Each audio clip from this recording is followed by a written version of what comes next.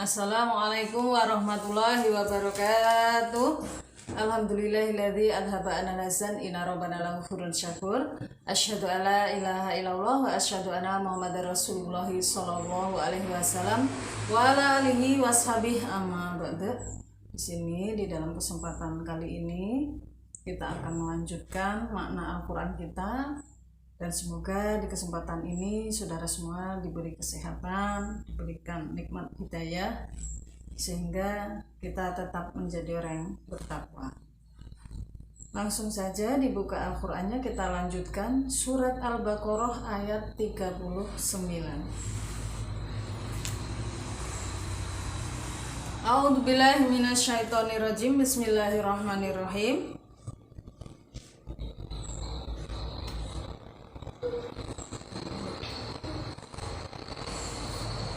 Waladina, dan orang-orang kafaru yang kafir mereka, wakadabu, dan mendustakan mereka, bi ayatina, dengan ayat-ayatku, ayat-ayat kami Allah, ulaika, mereka itu, ashabu, penghuninya, an-nari, neraka, hum, mereka, fiha, di dalam neraka, khalidun, kekal.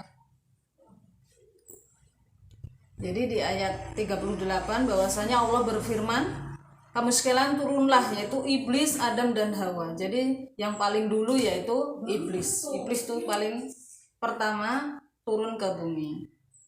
Jadi Allah memerintahkan supaya turun ke bumi dan bertempat di bumi, yang mana nanti di dunia itu kalian akan menjumpai di antara kalian itu bermusuh-musuhan. Dan ketika Allah mendatangkan petunjuk, maka mengikutilah petunjuk itu. Karena sesungguhnya kamu sekalian tidak akan ada khawatir dan tidak akan ada susah, yaitu di akhiratnya. Karena menjadi orang yang bertakwa, maka di akhirat kita akan diselamatkan dari siksa. Dan sebaliknya di ayat 39 ini, bagi orang-orang yang kafir yang mengingkari pada Al-Qur'an, petunjuknya Allah, dan menganggap dusta dengan ayat-ayat Allah, bahwa Al-Qur'an itu sesuatu yang dibuat-buat oleh Muhammad, mereka mengatakan seperti itu, sehingga mereka tidak mau taat, tidak mau iman, maka sesungguhnya mereka itu adalah orang-orang yang menjadi penghuninya neraka. Dan di neraka itu mereka kekal selama-lamanya.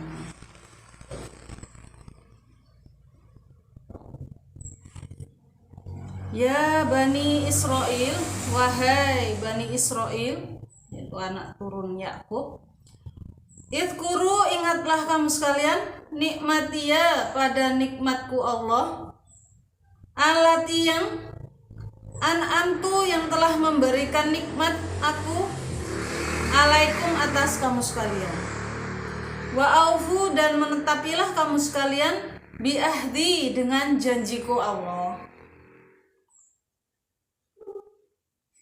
Ufi, maka menetapi aku, biahdikum, dengan janji kamu sekalian.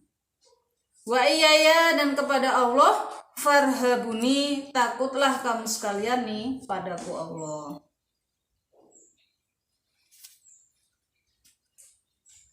Jadi Allah berfirman atau berkata kepada Bani Israel, memanggil kepada Bani Israel, wahai Bani Israel, ingatlah pada nikmatku yang telah aku berikan kepada kamu sekalian, yaitu ketika mereka diselamatkan dari Fir'aun yang asalnya di Mesir, mereka ditindas, kemudian dibawa Musa menyeberang laut, Fir'aun tenggelam, mereka selamat. Itu termasuk nikmat yang diberikan Allah pada orang Bani Israel.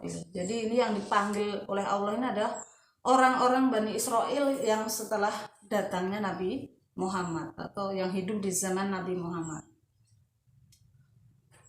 termasuk diberi makan madu dan burung. Jadi maksudnya ayat ini adalah mereka orang-orang Bani Israel diingatkan bahwa dulu nenek moyang kalian itu telah diberi beberapa nikmat dari Allah, dan mereka itu mentaati pada Musa dengan diberi Taurat. Tapi sebagian mereka ada juga yang menentang. Mestinya kamu sekalian ini mensyukuri dan menjadi orang iman yang taat kepada Nabi Muhammad. Kemudian, dan menetapilah kamu sekalian pada janjiku, maka aku Allah akan menetapi janji kamu sekalian. Yaitu jadi di dalam kitab Taurat tercantum bahwa kitab Taurat ini akan disambung dengan kitab suci berikutnya, dan terakhir kitab suci ini akan disempurnakan menjadi Al-Quran dan dibawa oleh Nabi Muhammad. Ketika Rasul sudah datang dengan membawa kitab Al-Quran, maka ya supaya mengikuti Al-Quran itu.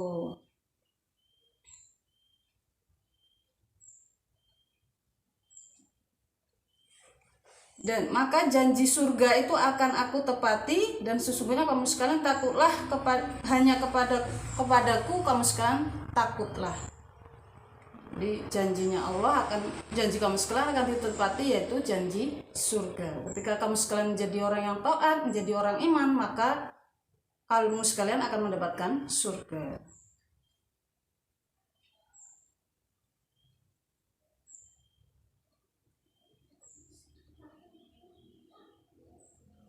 Dan hanya kepadakulah kamu sekalian takutlah.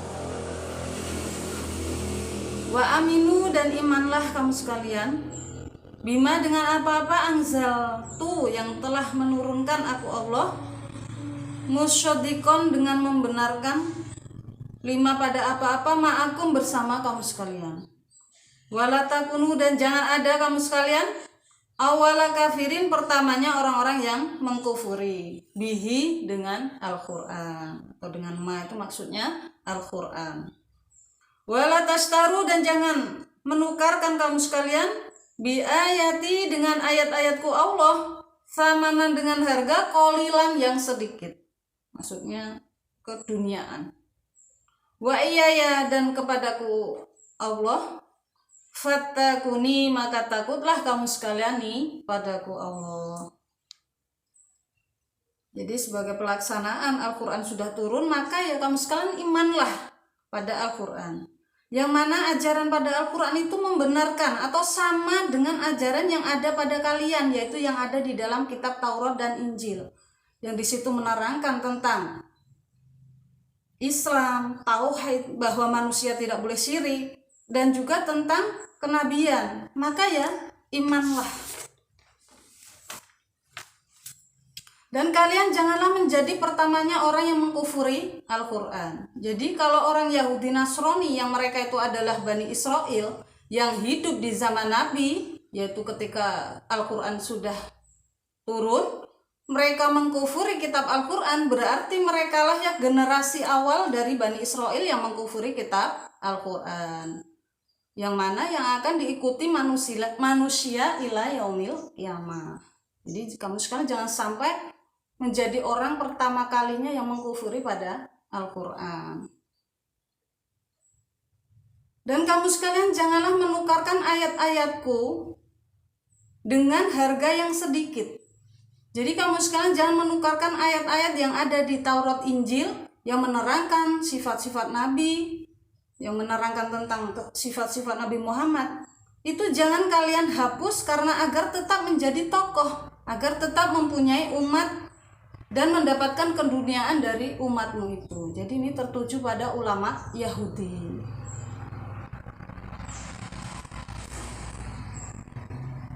Mereka tidak mau membuka atau menerangkan Taurat yang asli karena takut umatnya masuk Islam atau mengikuti pada Muhammad.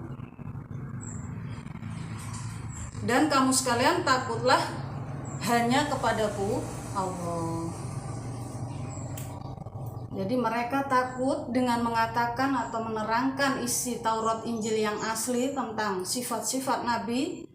Mereka khawatir, takut bahwa umatnya nanti akan ikut atau mengikuti pada Nabi sehingga mereka tidak mempunyai umat. Nah, itu yang dikatakan bahwa janganlah kamu sekalian menukarkan ayat-ayatku Allah dengan harga yang sedikit atau dengan harga dunia. Dan kamu sekalian takutlah hanya kepadaku Allah. Mungkin itu yang bisa saya sampaikan di kesempatan ini. Semoga bermanfaat. Apabila ada kekeliruan dalam mengucapkan kalimat, saya mohon maaf. Semoga bermanfaat untuk kita semua. Akhir qauli hadza. Assalamualaikum warahmatullahi wabarakatuh.